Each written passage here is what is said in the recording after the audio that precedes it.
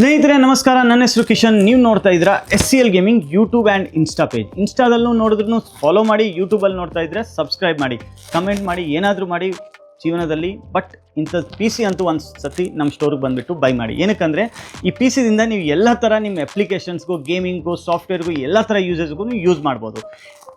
Mainly ಈ PC looks ನೋಡಿ ಎಷ್ಟು ಸಖತ್ತಾಗಿದೆ.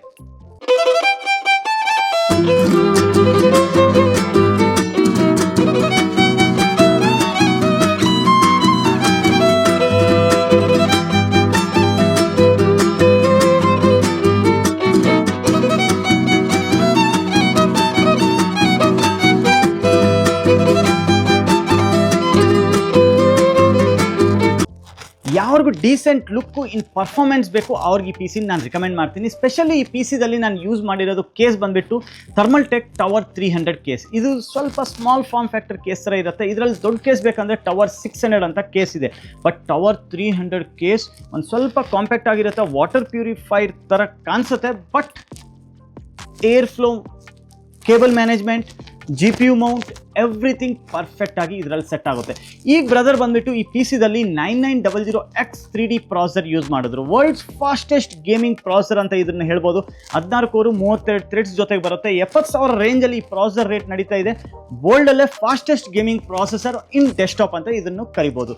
ಈ ಪ್ರಾಸೆಸರ್ ನಾನು ಪೇರ್ ಮಾಡಿದ್ದೀನಿ B650M Aorus Elite Wi-Fi 6 ಜೊತೆಗೆ ಇರೋದು ಮದರ್ ಬೋರ್ಡು.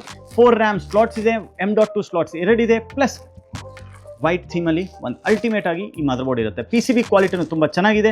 ಪ್ಲಸ್ ನಿಮ್ಮ ಫ್ಯೂಚರಲ್ಲಿ ಏನು ಮಾಡ್ತೀರಾ, ಏನು ಮಾಡೋಕ್ಕಾಗಲ್ಲ. ಏನಕ್ಕಂದರೆ ಇದೇ ultimate high end processor. So ಎಲ್ಲ ಅಪ್ಗ್ರೇಡೆಡ್ ಪ್ರಾಸೆಸರ್ ಇದರಲ್ಲಿ ನಾನು ಯೂಸ್ ಮಾಡಿದ್ದು. ಈ ಪ್ರಾಸೆಸರ್ನು ಕೂಲ್ ಮಾಡೋದಕ್ಕೂ ಕಸ್ಟಮರ್ ಹೇಳಿದ್ರು ನನಗೂ ಒಂದು ಏರ್ ಕೂಲರ್ ಬೇಕಾಗಿದೆ, AEO ಬೇಡ. ಸೊ ನಾನು ಅವ್ರಿಗೋಸ್ಕರ specially Peerless SSCN 120 white colour cooler use ಮಾಡಿದ್ದೀನಿ.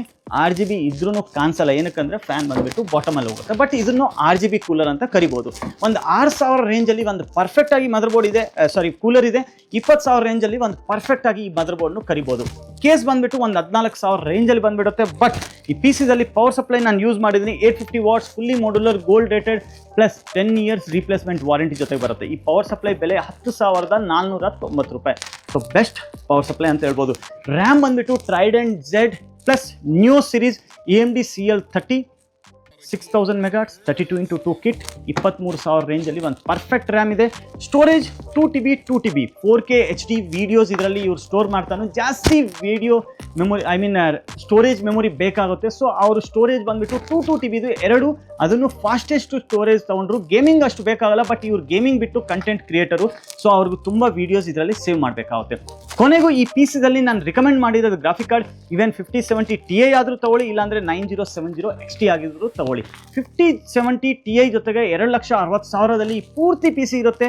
ಈ ಕಡೆ ನಾವು ಕೂಲರ್ನು ಫಿಟ್ ಮಾಡ್ಬೋದು. 420mm ಈ ಕಡೆ 420mm, ಈ ಕಡೆ 360mm, ಎರಡು ಸೈಡೂ ಕೂಲರ್ ಬೇಕಾದರೆ ಫಿಟ್ ಮಾಡ್ಕೋಬೋದು.